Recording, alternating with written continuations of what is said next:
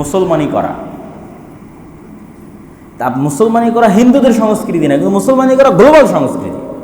কেন আব্রাহামিক রিলিজিয়নের সব দিনের অনুসারীরা কি করে? মুসলমানি করে। খ্রিস্টানেরা মুসলমানি করে, ইহুদিরা মুসলমানি করে, মুসলমানেরা মুসলমানি করে। তাহলে আপনি ওর সাথে তুলনা করে কেন হীনম্মন্য হবে? আপনি তো গ্লোবাল নাগরিক। সুতরাং আপনাকে ওইটার সাথে ওইভাবে ফাইট না দিয়ে আপনাকে সবসময় ফাইট দিতে হবে কীভাবে? বিশ্ব চিন্তা করে। এবং বাংলাদেশেরও স্বাধীনতা অক্ষুণ্ণ থাকবে যদি বাংলাদেশ ভারত নির্ভর না হয়, বিশ্ব নির্ভর হয়। বিশাল মুসলিম বিশ্ব, বিশাল ইউরোপ, বিশাল আমেরিকা। আল্লাহ সুবহানাহু ওয়া তাআলার কথা অনুযায়ী খ্রিস্টানেরা মুসলমানদের প্রতি বেশি সফট হবে হিন্দুদের চাইতে, ব্রাহ্মণদের চাইতে। আল্লাহর কোরআনের আয়াতের যদি আমরা অনুবাদ করি যে মুসলমানদের প্রতি সবচেয়ে অত্যাচার করবে, সবচেয়ে জুলুম করবে ইহুদিরা এবং হিন্দুরা, এবং সফট থাকবে মোটামুটি, এবং বেশি ইসলাম গ্রহণ করবে। কিয়ামতের পূর্ব মুহূর্তে যদি সব মানুষ মুসলমান হয়তো সবচেয়ে বেশি ইসলাম গ্রহণ করবে কারা? খ্রিস্টানরা। এবং অতীতেও সবচেয়ে বেশি ইসলাম গ্রহণ করেছে কারা? খ্রিস্টানরা। সুতরাং অন্য দিক থেকে নয়, ধর্মের অনুসরণের দিক থেকে নয়, মিল্লাতে ইব্রাহিমের অনুসারী হিসেবে মুসলমানেরাই শ্রেষ্ঠ। কিন্তু এই বাঙালি জাতীয়তাবাদকে ফাইট দেওয়ার জন্য আব্রাহামিক রিলিজিয়নের আর অন্য ধর্মের অনুসারীরা যারা পৃথিবীতে বসবাস করতেছে তাদের সাথে আপনি আপনার সংস্কৃতিটা মিলানোর চেষ্টা করবেন, যে আমি তো সাংস্কৃতিকভাবে তাদের সাথে কানেক্টেড, এদের সাথে আমার গণারই দরকার নেই যে হিন্দু, এই কলকাতার হিন্দু দাদাবাবুদের কাছে আমাকে শ্রেষ্ঠ হতে হবে, আমাকে তার কাছে এলিট ক্লাসের হইতে হবে।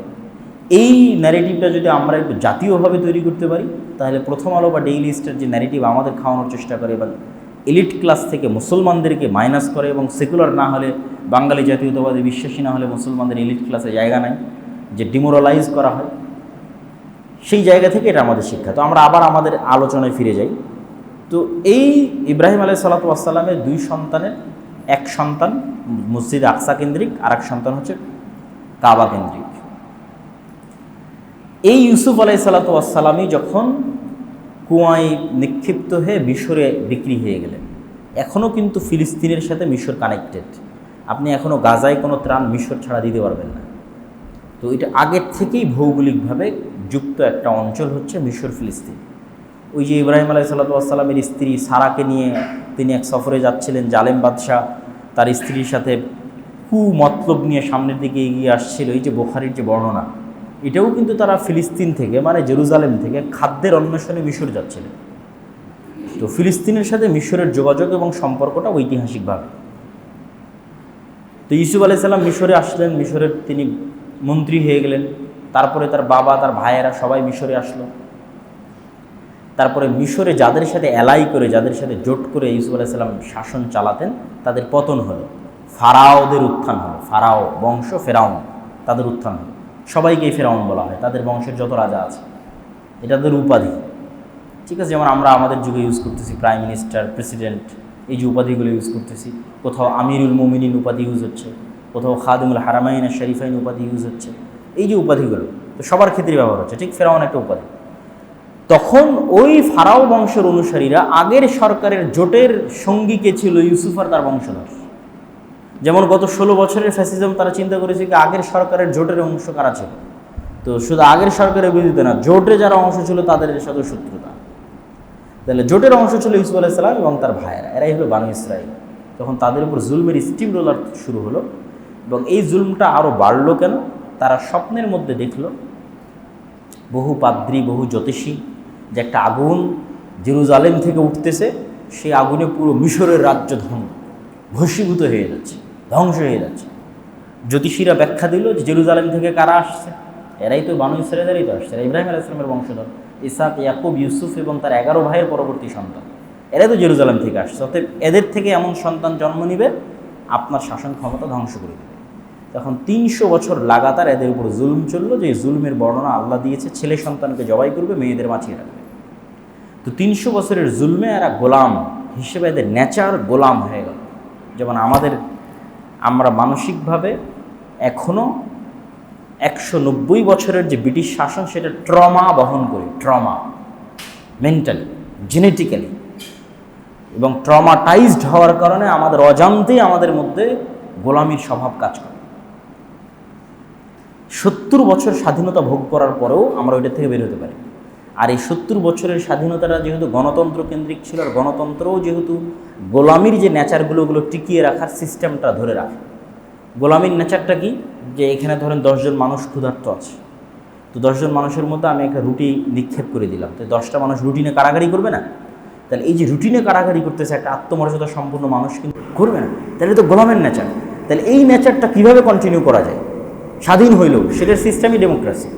ডেমোক্রেসি থাকলেই এরা একজন আরেকজনের নিন্দা করবে, অপবাদ দিবে, হিংসা করবে, মারামারি করবে, ক্ষমতা নিয়ে মারামারি করবে, টাকা দুটো দখল করার জন্য দুটো বেশি ইনকাম করার মারামারি করবে। এরা নিজের অজান্তিক গোলামের সংস্কৃতি লালন করবে, যে গোলামের সংস্কৃতি আমরা এদের 190 বছর যাবৎ শিখিয়েছি, যে একটা টাকার জন্য তোদের মারামারি করতে হবে, মিথ্যা বলতে হবে, ধোকা দিতে হবে, নাহলে ইনকাম। এটাই তো গোলামের মধ্যে বিল্ড আপ হয়। 190 বছরে আমাদের মধ্যে এটা বিল্ড আপ হয়েছে যে আমরা মিথ্যা না বললে, ধোকা না দিলে, দুটো টাকার জন্য মারামারি না করলে, ক্ষমতার জন্য মারামারি না করলে আমরা পাবো না। তো ঠিক এই সেম জিনিস বানু ইসরায়েলের মধ্যে বিল্ড আপ করেছিল। 300 বছর তারা ফেরাউনের গোলাম ছিল। এই জন্য আল্লাহ সুবহানাহু ওয়া তাআলা দেখলেন যে মুসা আলাইহিস সালামকে যদি আল্লাহ বানু ইসরায়েলদের সাথে মানুষ করে, তো নেচার তো খারাপ হয়ে যায়, গোলামানা নেচার হয়ে যায়। তখন মুসা আলাইহিস সালামকে আল্লাহ নিয়ে চলে গেলেন একদম রাজার বাড়িতে, যেখানে তিনি প্রিন্স হিসেবে মানুষ হবে। কেন? একটা মানুষের যে স্বভাবজাত বৈশিষ্ট্য সেটা যেন অক্ষত থাকে, একটা মানুষের যে স্বাধীন চেতা আত্মমর্যাদা সম্পূর্ণ যে বৈশিষ্ট্য সেটা যেন মুসা আলাইহিস সালামের চরিত্রের মধ্যে অক্ষত থাকে। মুসা আলাইহিস সালামকে তো আর ফেরাউন খাবারের জন্য, সে তো তার নিজের সন্তান হিসেবে তাকে লালন করতেছে, তার স্ত্রীর চরম এবং পরম ভালোবাসা কারণে এবং তার ভালোবাসার কারণে একটা সন্তানকে যেভাবে আদর দিয়ে লালন পালন করে সেভাবে লালন পালন করতেছে। আর এট এ টাইম বানু ইসরায়েলরা গোলাম হিসেবে, মাজলুম হিসেবে আছে। এই জন্যই মুসা আলাইহিস সালামের সামনে যখন উনি বড় হলেন, 40 বছর বয়স যখন ওনার হলো, উনি দেখছেন যে এক বানু ইসরায়েলের উপর এক ফেরাউনের লোক জুলুম করতেছে। তো জুলুম করা দেখে উনি এক থাপ্পড় দিয়েছে। আপনি চিন্তা করেন তো, ওই টোটাল বানু ইসরায়েলের তখন যা সংখ্যা, ওদের কোনো একজন এই থাপ্পড় দেওয়ার সাহস করবে? কোনো একজন করবে না। কেন করবে না? কেন? 200 বছর যাবত সে গোলাম আছে, এই সেন্সই তার কাজ করবে না।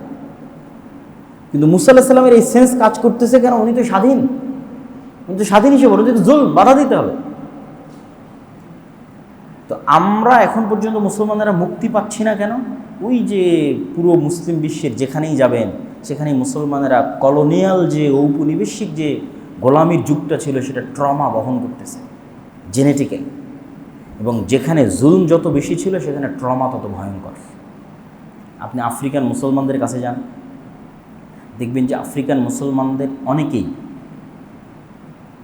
নিয়ম শৃঙ্খলা লঙ্ঘন করার দিক থেকে, মিথ্যা ধোকা বলার দিক থেকে, চুরি ডাকাতির দিক থেকে এই সাবকন্টিনেন্টের মুসলমানদের চেয়েও এগিয়ে। কেন? ও আরও বেশি গোলামের জীবনযাপন করেছে। লিবিয়ার বলার নাম, ইতালি, স্পেন এবং ফ্রান্স, এদের যে উপনিবেশ ব্রিটিশদের চাইতে শতগুণ ভয়ঙ্কর। ব্রিটিশেরা তো কিছুটা সভ্য ছিল। আর ফ্রান্সের যে গোলামি, আল্লাহ আকবার, ফ্রান্সের যে জুলম আফ্রিকান মুসলমানদের উপর, এটা ভাষায় প্রকাশ করা যাবে না। এখন পর্যন্ত ওরা আফ্রিকার মুসলমানদের স্বাধীনতা দেয়, বলে তোমার যে খনিজ দ্রব্য উৎপাদিত হবে সেটা আমার, তোমার ব্যাংকের টাকা আমার কেন্দ্রীয় ব্যাংকে থাকবে, তুমি কোনো স্বাধীন পররাষ্ট্রনীতি অবলম্বন করতে পারবে না, তুমি আমার অস্ত্র কিনলে আমার কাছ থেকে কিনতে হবে। ঠিক যেটা ভারত বাংলাদেশের সাথে শুরু করেছে, যে অস্ত্র কিনলে আমার থেকে নিতে হবে, যাতে আমার বিরুদ্ধে যুদ্ধ করার সময় তোমার ওই অস্ত্র কাজ না করে। তো সে একই সিস্টেম ফ্রান্স এখন অব্যাহত, এখনকার কথা বলছে, এখনকার যদি আপনারা হিস্ট্রি পড়েন, এই এখন একজন শাসক রাশিয়ার সহযোগিতায় ইউরোপের বিরুদ্ধে, কী যেন নামটা আমি ভুলে গেলাম, আফ্রিকার কী নাম, হ্যাঁ, ইব্রাহিম সম্ভবত, সে এই ফার্স্ট প্রোটেস্ট করে দেয়। সেও টিকে থাকতে পারবে কিনা আমি জানি না, কিন্তু আফ্রিকার মুসলমানদের নেচার যদি আপনি ইউরোপে যান, কেননা যেই ইউরোপিয়ান কান্ট্রির যেখানে কলোনি বেশি ছিল ওরা আবার ওখানে বেশি থাকে। এই জন্য দেখবেন ব্রিটেনে গেলে দেখবেন বাংলাদেশ, ইন্ডিয়া, পাকিস্তানিরা বেশি, আবার ইতালি বা স্পেন বা ফ্রান্সে গেলে দেখবেন আফ্রিকার মুসলমানেরা বেশি।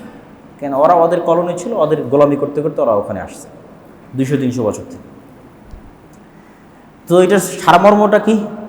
এই জন্য মুসা আলাইহিস সালাম যখন তাদেরকে আল্লাহর এত বড় দয়া, নেয়ামত, রহমত সব কিছু দিয়ে ফেরাউন ডুবে গিয়ে যখন মরুভূমিতে ওপারে চলে গেলেন, তো মুসা আলাইহিস সালাম তুর পাহাড় থেকে তিনি তাওরাত নিয়ে আসতেছে। তো এই বানু ইসরাইল বলতেছে, আমরা আল্লাহর ওপর ততক্ষণ ঈমান আনয়ন করবো না যতক্ষণ তোমার আল্লাহকে না দেখব।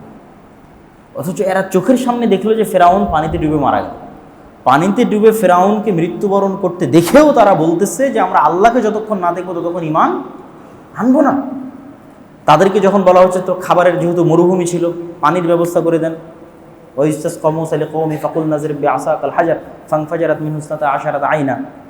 মুসা আলাইহিস সালাম পাথরে বাড়ি দিলেন, 12টা ঝর্ণা হলো। 12টা ঝর্ণা কেন? ইউসুফ আলাইহিস সালাম এবং তার 11 ভাই, মোট 12 জন, 12 জনের 12 বংশের জন্য 12টা ঝর্ণা, এবং সমুদ্রের মধ্যে রাস্তাও তৈরি হয়েছিল 12টা। তাদের সম্মান দেখেন। তাহলে খাবার লাগবে, তখন আল্লাহ মান্না এবং সালওয়া জান্নাত থেকে পাঠাতেন। পৃথিবীর সবচেয়ে দামি মাশরুম যেটা মরুভূমিতে হয়, যেটার বর্তমান বাজার দর অনুযায়ী প্রতি কেজি মাশরুমের দাম 4 থেকে 5 লক্ষ টাকা। সেই 4 থেকে 5 লক্ষ টাকা কেজি মাশরুম এবং এক প্রকার পাখির গোস্ত আসমান থেকে আসতো, জান্নাত থেকে আসতো। তারপরে তারা কি বলল? লান নাসবিরা আলা তুআমিন ওয়াহিদ ফাদউ লানা রাব্বাক।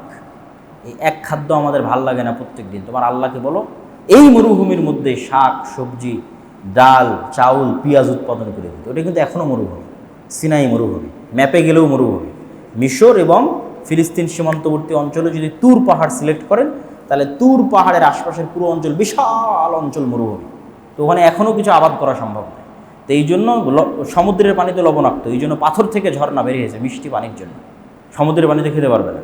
আর খাবারের জন্য জান্নাত থেকে খাবার আসতেছে। তো তাদের এটা এখন ভালো লাগছে, তাদের এখন শাক সবজি দরকার। তা আল্লাহ বলছে ঠিক আছে, এই মরুভূমি পার হলে একটা দেশ আছে, সেটাই কিন্তু ফিলিস্তিন, জেরুজালেম। সুজলা সুফলা শস্য শ্যামলা, খুব সুন্দর আবাদ হয়, জাইতুন হয় খুব দামি উন্নত মানের। ওখানে আমালেকা গোত্রের একদল শক্তিশালী মানুষ বসবাস করে। তোমরা যুদ্ধ করে ওটা বিজয় করো, ওটা তোমাদেরই জমি। কেন তোমাদের জমি? ওই যে ইসাক আলাইহিসসালামের সন্তানরা তো এরাই তো ইউসুফ আলাইহিসসালাম হয়ে মিশরে আসছে। তো তোমাদের জমি, পবিত্র ভূমি, সেখানে যাও। তো বলে আমরা যেতে পারবো না, আপনি আর আপনার আল্লাহ গিয়ে যুদ্ধ করেন। তখন মুসা আলাইহিস সালাম হতাশ হয়ে গেলেন। উনি তো ছিলেন স্বাধীন চেতা, এরকম নিম্নমানের ব্যবহার উনি কোনো দিন দেখেননি। তাহলে এরা এত নিম্নমানের ব্যবহার কেন করতেছে, অথচ এরা নবীর সন্তান? ওই যে 190 বছর 200 বছর গোলামি করেছে।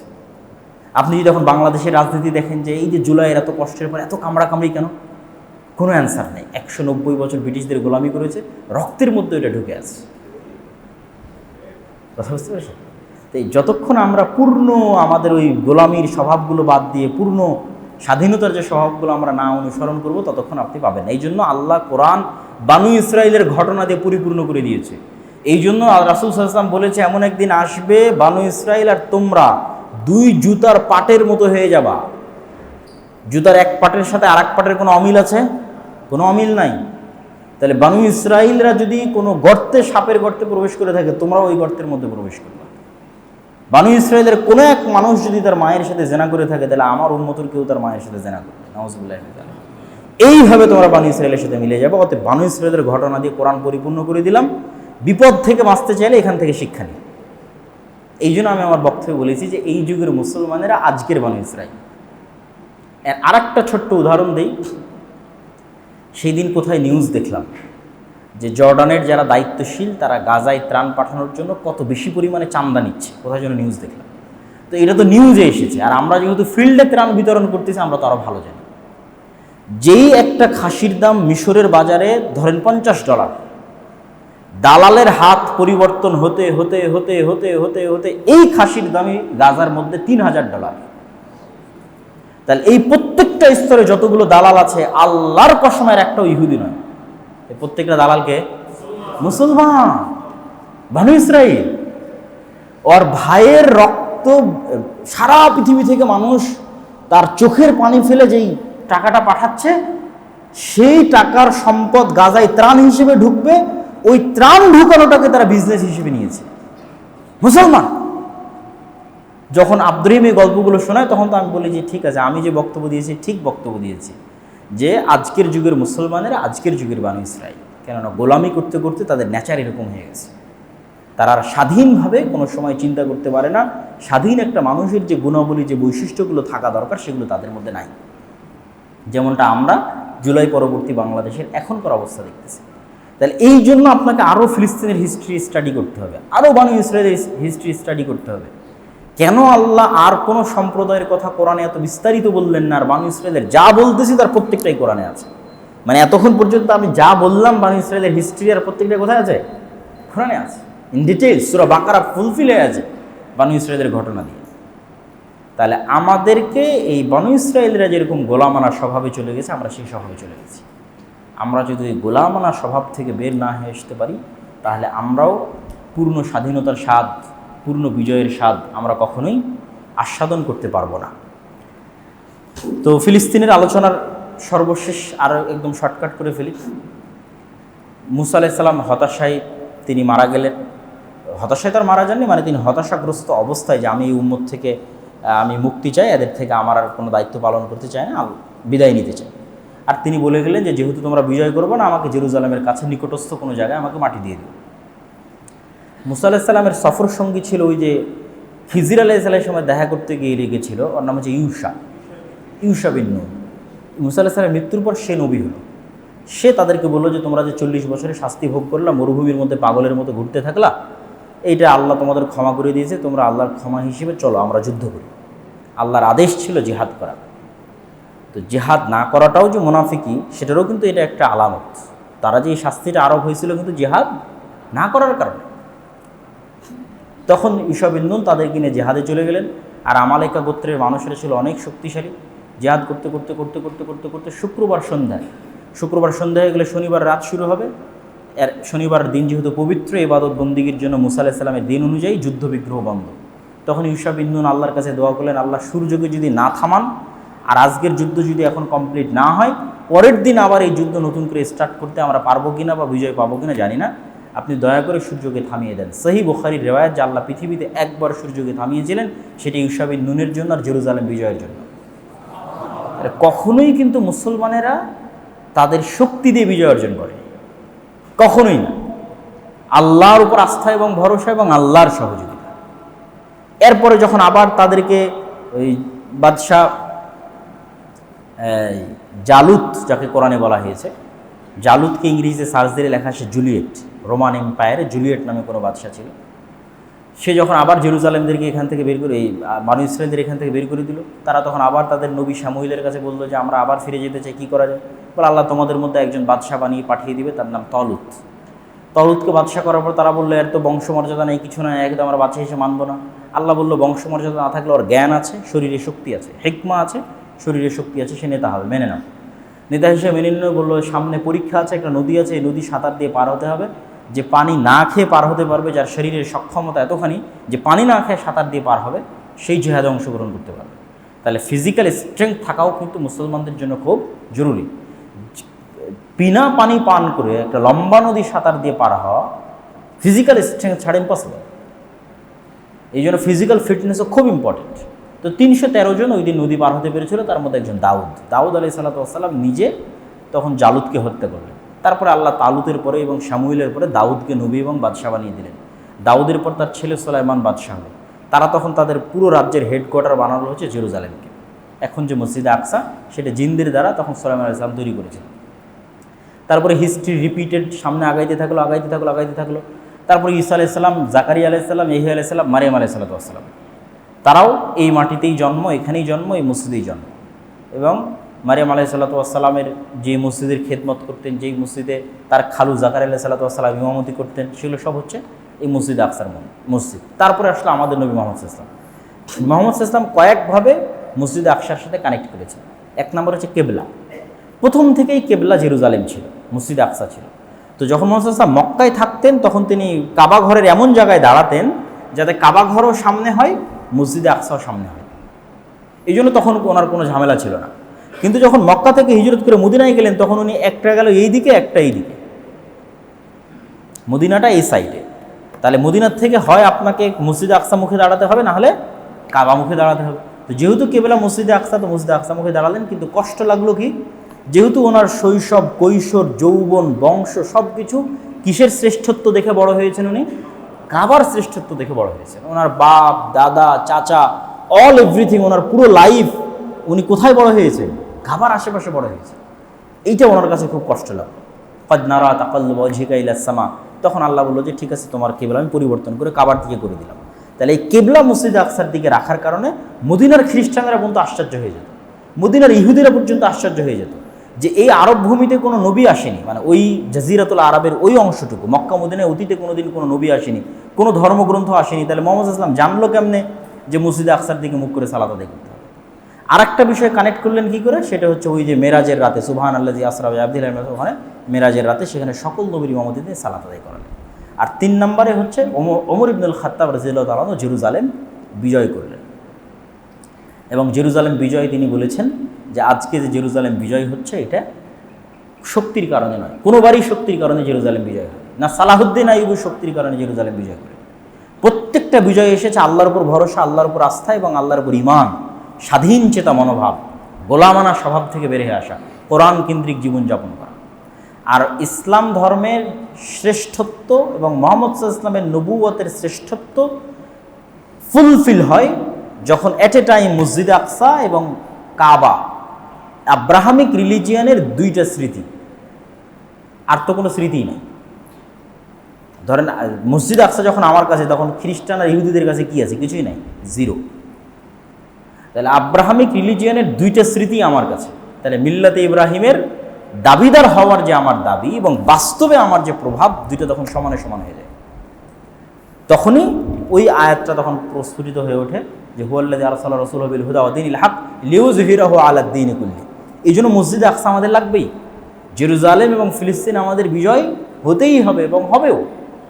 এই জন্য আমি বলি যে যেহেতু রাসূল সাল্লাল্লাহু আলাইহি ওয়াসাল্লাম বলেছে যে প্রত্যেকটা গাছ এবং পাথর বলবে যে এখানে ওই জায়নিস্টরা লুকিয়ে আছে, এদের হত্যা করো, তো গাছ আর পাথর কেন বলবে? মানে তাদের জুলমের মাত্রা এত বেশি হবে যে আল্লাহর প্রকৃতি তাদের বিরুদ্ধে কথা বলতে বাধ্য হবে। আল্লাহু আকবার। মানুষ তো তাদের বিরুদ্ধে কথা বলবেই। এই যে এখন ক্ষুধার্ত অবস্থায় গাজার মানুষদেরকে রেখেছে, এই যে করুণ দৃশ্য, তাদের জুলমের মাত্রা এত বেশি হবে যে প্রকৃতি তাদের বিরুদ্ধে কথা বলবে, কারণ সেই দিন তাদের বাঁচার কোনো রাস্তা থাকবে না। এবং অবশ্যই জেরুজালেম এবং মসজিদে আকসা মুসলমানদের আসবে, তো মুসলমানদের আসবে কীভাবে? বানু ইসরাইলের স্বভাবে আসবে না, গোলামানা স্বভাবে আসবে না। ওই যে শক্তি বলে, ক্ষমতা বলে যে অমুক লাগবে তমুক লাগবে। আজ মুসলিম বিশ্বের যা শক্তি ক্ষমতা আছে, ওমর ইবনুল খাত্তাবের তা ছিল না। ওমর ইবনুল খাত্তাবের সাথে যদি আপনি রোমান এবং পারস্য এম্পায়ারের তুলনা করেন, আর আজকের মুসলমানদের ক্ষমতা এই পাকিস্তানে, এই ইরান, এই সৌদির সাথে যদি আজকের আমেরিকা এবং ইউরোপের তুলনা করেন, তাহলে আজকের মুসলমানদের কাছে ক্ষমতা বেশি আছে, টাকা বেশি আছে, ওমর ইবনুল খাত্তাবের কাছে ছিল না, সালাহুদ্দিন আইয়ুবীর কাছে ছিল না। তাহলে শক্তি ক্ষমতা কোনো ব্যাপার নয়। আজকের মুসলমানদের নাই কি? সব বানু ইসরাইলের স্বভাবের মধ্যে আছে, সবাই নিজের ভাইয়ের রক্ত বিক্রি করে খেয়ে নিচ্ছে। ঠিক আছে, এই গোলামানা স্বভাব থেকে যদি আমরা বেরিয়ে আসতে পারি, আমাদের পরবর্তী বংশধররা বেরিয়ে আসে, ইনশাল্লাহ আমরা নাজাত পাবো। আল্লাহ আমাদের তৌফিক দান করুক, আল্লাহুম্মা আমিন। নবীদের নাম আমরা বলছি ইব্রাহিম, তারা বলছে আব্রাহাম। আমরা বলছি ইসহাক, তারা বলছে আইজাক। আমরা বলছি ইয়াকুব, তারা বলছে জ্যাকুব। আমরা বলছি ইউসুফ, তারা বলছে জোসেফ। আমরা বলছি দাউদ, তারা বলছে ডেভিড। এই জন্যই দেখবেন বারবার মুহাম্মদ সাল্লাল্লাহু আলাইহি ওয়াসাল্লাম বলতেন যে আমি মিল্লাতে ইব্রাহিমের অনুসারী। কেন? এটাই হচ্ছে ফ্যাক্ট চেকার, কোন মানদণ্ডে মাপবা যে আমি সঠিক না তোমরা সঠিক। ইব্রাহিমের প্রকৃত অনুসারী যে সে সঠিক। তো এই জন্য মুহাম্মদ সাল্লাল্লাহু আলাইহি ওয়াসাল্লাম বারবার নিজেকে দাবি করতেন কি, তোমরা মিল্লাতে ইব্রাহিমের অনুসারী না, মিল্লাতে ইব্রাহিমের প্রকৃত অনুসারী আমি। তো এই জন্য বারবার কোরআনে দেখবেন বলা হয় ইব্রাহিম মুশরিক ছিল না, ইব্রাহিম ইহুদি ছিল না, ইব্রাহিম নাসারা ছিল না, ইব্রাহিম মুসলিম ছিল। মানে এটাই, তোমরা যদি বলো যে তোমরাও ইব্রাহিমের অনুসারী, তাহলে এই জিনিসগুলো চেক করো যে ইব্রাহিম কোথাও বলেছে যে আমি ইহুদি ছিলাম, আমি নাসারা ছিলাম। ইব্রাহিম কখনো শিরক করেছে কিনা? তোমরা তো আল্লাহর সন্তান দাবি করে শিরক করছো। তো রাসূল সাল্লাল্লাহু আলাইহি ওয়াসাল্লাম তাদের সাথে ফাইট দিতেন। তিনিও ইব্রাহিম আলাইহিস সালাতু ওয়াস সালামের উত্তরসূরি এবং তিনি প্রকৃত ইব্রাহিম আলাইহিস সালাতু ওয়াস সালামের অনুসারী। এই আলোচনা থেকে আমাদের জন্য শিক্ষণীয় কি? মাঝখানের এই আলোচনা, যদিও এই আলোচনা ফিলিস্তিনের সাথে কানেক্টেড হবে। আল্লাহ ইব্রাহিম আলাইহিস সালামের 2 সন্তানের একজনকে ফিলিস্তিনে রেখেছেন, আর একজনকে মসজিদ আকসার পাশে, আর একজনকে কাবার পাশে। এই 2টা পৃথিবীর সবচেয়ে পুরাতন পবিত্রতম মসজিদ। এই 2 পুরাতন পবিত্রতম মসজিদ আবাদ করত ইব্রাহিম আলাইহিস সালামের 2 সন্তানের বংশধরেরা। এটা মূলত এই আলোচনার সামারি। কিন্তু এখান থেকে আমাদের আরেকটু শিক্ষণীয় আছে, সেটা যে জুলাই পরবর্তী বাংলাদেশে আমাদেরকে বুঝতে হবে যে বাঙালি জাতীয়তাবাদের সাথে মুসলিম জাতীয়তাবাদের দ্বন্দ্বটা কোথায়। আবারও বলি, বাঙালি জাতীয়তাবাদের সাথে মুসলিম জাতীয়তাবাদের দ্বন্দ্বটা কোথায়? আমরা অবশ্যই ভাষাগতভাবে, নৃতাত্ত্বিকভাবে বাঙালি, কিন্তু আমরা ধর্মের দিক থেকে মুসলিম। এবং এই অঞ্চল, যে অঞ্চলটা 1905-এ বঙ্গভঙ্গ হয়েছিল, যেহেতু আমরা যদি একটু শর্টকাটে বলি যে এখানে স্বাধীন সুলতানি শাসন আমলে মুসলমানেরা স্বাধীন ছিল। স্বাধীন সুলতানি শাসন আমলের নিদর্শন কি রাজশাহীতেই বেশি আছে, কেন রাজশাহী যেহেতু স্বাধীন সুলতানি শাসন আমলের রাজধানীর এরিয়ার মধ্যে পড়ে, তো রাজধানী কেন্দ্রিকই তো উন্নয়নগুলো বেশি হয়। এখন যেমন ঢাকা কেন্দ্রিক উন্নয়ন বেশি, তাহলে স্বাধীন সুলতানি শাসন আমল ইফতেখারউদ্দিন মোহাম্মদ বখতিয়ার খিলজি যখন এই বাংলা জয় করে তখন তার রাজধানীটা ছিল মালদা এবং চাঁপাইনবাবগঞ্জ সীমান্তবর্তী গৌড়। তাহলে ওই গৌড় অঞ্চল এবং তার আশেপাশে উন্নয়ন বেশি হবে, এই জন্য বাঘাতে মসজিদ, কুসুম্বাতে মসজিদ, চাঁপাইনবাবগঞ্জের সোনা মসজিদ, এগুলো হচ্ছে তখনকার উন্নয়নের নিদর্শন। এই স্বাধীন সুলতানি শাসন আমলের পরে মুঘলদের শাসন, মুঘলরাই প্রথম রাজধানী চেঞ্জ করে কোথায় নিয়ে গেল? ঢাকাতে। তাহলে ওই যে আহসান মঞ্জিল, লালবাগের কেল্লা, এগুলো হচ্ছে তাদের শাসন আমলের নিদর্শন, রাজধানীতে তাদের উন্নয়নের নিদর্শন। তারপরে যখন নবাব সিরাজউদ্দৌলারা আসলো, তারা রাজধানী নিয়ে গেল মুর্শিদাবাদে তাদের পতন হলো। এই মোটামুটি 3-4 বার রাজধানী চেঞ্জ হয়েছে। আর সবচেয়ে পুরাতন রাজধানী আমাদের এখানে, তারপরে রাজধানী সোনারগাঁ, যারা হচ্ছে 12 ভূঁইয়া, তারপরে রাজধানী মোগলদের হচ্ছে ঢাকা, তারপরে রাজধানী হচ্ছে নবাবদের মুর্শিদাবাদ। মানে এই বাংলার ইতিহাসটা যদি আমি বলি। তারপরে ব্রিটিশরা আসার কারণে সবচেয়ে ক্ষতিগ্রস্ত হলো মুসলমানেরা, কেননা তারা ছিল শাসক। তারা চিরস্থায়ী বন্দোবস্তের মাধ্যমে সব জমি জায়গা হিন্দুদের দিয়ে দিল জমিদারি। তখন মুসলমানদের হিন্দুদের বিরুদ্ধেও লড়াই করতে হতো, ব্রিটিশদের বিরুদ্ধে লড়াই করতে হতো। তিতুমিরের বিদ্রোহ শুধু ব্রিটিশদের বিরুদ্ধে ছিল না, হিন্দুদের বিরুদ্ধে ছিল, হিন্দু জমিদারদের বিরুদ্ধে ছিল। তো এই যে আমার রাজধানী কেন্দ্রিক আমরা মুসলমানেরা যে উন্নয়ন ভোগ করতাম, ব্রিটিশরা আসার পর তারা রাজধানী নিয়ে চলে গেল কলকাতায়। পুরো ভারতের রাজধানী হয়ে গেল কলকাতা, দিল্লি না। মুসলমানদের আমলে পুরো ভারতের রাজধানী ছিল দিল্লিতে, আর ব্রিটিশদের আমলে পুরো ভারতের রাজধানী ছিল কলকাতায়। তাহলে আমার ঢাকাও মাইনাস, আমরা এই পুরো বাংলা মাইনাস। তখন এই অঞ্চলের মুসলমানেরা কি হলো? সুবিধা বঞ্চিত হয়ে গেল, শিক্ষা দীক্ষা সভ্যতা সব কিছু থেকে মাইনাস। তখন তাদের শিক্ষা দীক্ষা ঢাকা কেন্দ্রিক আর একবার উন্নয়নের জন্য 1905-এর বঙ্গভঙ্গের দাবি মুসলমানদের পক্ষ থেকে, যে স্যার সালুমিল্লার কথা আমরা শুনি, যার দানে, যার সহযোগিতায় ঢাকা বা এই বিশ্ববিদ্যালয়গুলো, ঢাকা মেডিকেল কলেজ, বুয়েট, এগুলো প্রতিষ্ঠিত হয়েছে। পরে জমিদারদের যেহেতু সমস্যা, হিন্দুদের যেহেতু সমস্যা, যদি ঢাকা কেন্দ্রিক উন্নয়ন হয়, তারা এটা মানতে চাইল না। 1911-তে এটা রদ হয়ে গেল। তো মুসলমানেরা খুব মনক্ষুণ্ণ হলো, এই অঞ্চলের মুসলমানেরা। তখন তাদের জন্য স্যার সলিমুল্লাহর অনুরোধে ঢাকাতে বিশ্ববিদ্যালয়, বুয়েট, মেডিকেল কলেজ এগুলো প্রতিষ্ঠিত হলো। তারপরে 1947 শেরে বাংলা একে ফজলুল হক চাইতেন যে দুই বাংলা মিলে আমরা ভারতের সাথেও না, পাকিস্তানের সাথেও না, অখণ্ড বাংলাদেশ চাই। তা 1905-এ যেই হিন্দু জমিদাররা বলল দুই বাংলা এক রাখতে হবে, তারাই 1947-এ এসে শেরে বাংলার সাথ দিল না। তারা বলল না, আমরা হিন্দুরা আলাদা হয়ে ভারতের সাথে যুক্ত হবে। তাহলে বাঙালি জাতীয়তাবাদের যে থিওরি 1905-এ আবেগময় ভাষায় আমার সোনার বাংলা লেখা হলো, বন্দে মাতারাম লেখা হলো, এই বাংলাকে গ্লোরিফাই করা হলো, ঐক্যবদ্ধ বাংলাকে, বাঙালি জাতীয়তাবাদের থিওরি প্রতিষ্ঠিত হলো। সেই থিওরির দাবি অনুযায়ী তো 1947-এ দুই বাংলা একত্রিত হয়ে আলাদা দেশ হতে হবে। কিন্তু তারা ইউটার্ন নিয়ে কী করলো? না, আমাদের কাছে হিন্দুত্ববাদী যে জাতীয়তাবাদ, সেটি আমাদের কাছে প্রাধান্যপ্রাপ্ত। ফলত বাঙালি জাতীয়তাবাদের লাস্ট ডেস্টিনেশন হয়ে গেল ভারতীয় জাতীয়তাবাদ। তখন এই অঞ্চলের মুসলমানিত্ব রক্ষার জন্য শেরে বাংলা বললেন, যদি দুই বাংলা এক না রাখা যায়, তাহলে আমাদের পাকিস্তানের সাথে যাওয়াই ভালো, অন্তত আমরা আইডেন্টিটি ক্রাইসিসে ভুগব না। মুসলমানদের ভবিষ্যৎ প্রজন্ম মুসলমান হওয়ার কারণে আইডেন্টিটি ক্রাইসিসে ভুগবে না, যেটা ভারতের মুসলমানেরা মুসলমান হওয়ার কারণে আইডেন্টিটি ক্রাইসিসে ভুগতেছে। তাহলে এই আইডেন্টিটি ক্রাইসিসের মধ্যে আমরা পড়ব না। তারপরে 1947-এর পর 1971-এর পূর্ব মুহূর্তে 1960-এর দিকে নতুন করে আবার বাঙালি জাতীয়তাবাদ এদেশে আমদানি করা হয়, কলকাতা কেন্দ্রিক বাঙালি জাতীয়তাবাদ, যেটার লাস্ট ডেস্টিনেশন হচ্ছে ভারতীয় জাতীয়তাবাদ। এবং মুসলমানদেরকে হীনম্মন্য ভাবানো হয় যে তুমি যদি কলকাতা কেন্দ্রিক 1000 বছরের বাঙালি সংস্কৃতির অনুষঙ্গ না হও, তাহলে তুমি এলিট ক্লাসের অংশ হতে পারবে না।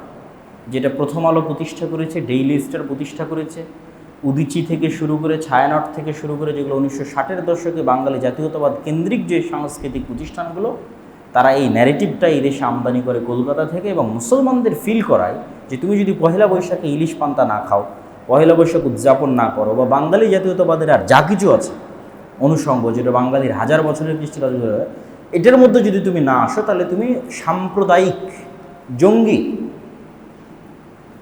তাহলে 90% মুসলমানের দেশে মুসলমান পরিচয় বহনকারী মানুষদেরকে কি করা হলো? মূল স্রোত থেকে মাইনাস করে দেওয়া হলো, আর একটা নতুন স্রোত তৈরি করা হলো বাঙালি জাতীয়তাবাদের উপর ভিত্তি করে। আমার এই আলোচনার সাথে ওইটার কানেক্টিং কি, ওইটার কানেকশন হচ্ছে যে আমরা ওই থিওরিটার ফাইট দিব কিভাবে। অনেকেই এভাবে ফাইট দিতে চায় যে না, আমরাও বাঙালি হিসেবে, বাংলা সাহিত্য হিসেবে, বাংলা চর্চা হিসেবে, সব দিক থেকে আমরাও মুসলমান হিসেবে তাদের চেয়ে বড় লেভেলে পৌঁছে যাব, দিয়ে আমরা কলকাতা কেন্দ্রিক যেটা আছে সেটাকে ফাইট দেব। এটা সম্ভব না।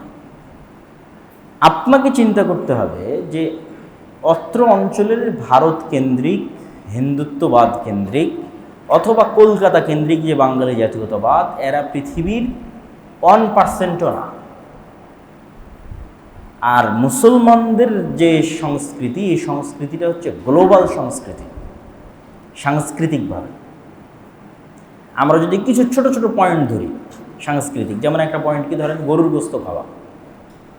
তাহলে যদি আপনি বাঙালি জাতীয়তাবাদের থিওরিতে আপনি যান, তাহলে আপনি যদি গরুর গোস্ত খান, তাহলে আপনি সাম্প্রদায়িক। তাহলে আপনাকে এলিট হতে হলে গরুর গোস্ত খাওয়া বাদ দিতে হবে। কলকাতার কাছে এলিট হতে হলে ভারতের কাছে গরুর গোস্ত, তাহলে আপনি কি চিন্তা করবেন? আপনি কি চিন্তা করে এলিট হওয়ার জন্য গরুর গোস্ত খাওয়া বাদ দেবেন? না, আপনি চিন্তা করবেন আব্রাহামিক রিলিজিয়নের অনুসারী পৃথিবীর 90% মানুষ গরুর গোস্ত খায়, সুতরাং আমি গ্লোবাল নাগরিক, আমি তো ইউরোপের সাথে কানেক্টেড, আমেরিকার সাথে কানেক্টেড, এদের তো গণারই দরকার নেই, এদের তো পৃথিবীতে কোনো অস্তিত্ব নেই, কোনো অংশই নাই, কোনো ভূমিকাই নাই। তাহলে কেন আমি তাকে গণবো? আমি তো এদের চেয়েই তো টপ লেভেলের ওয়ার্ল্ড ওয়াইড যে কানেক্টিভিটি, যে সংস্কৃতি, সেই সংস্কৃতির অংশ।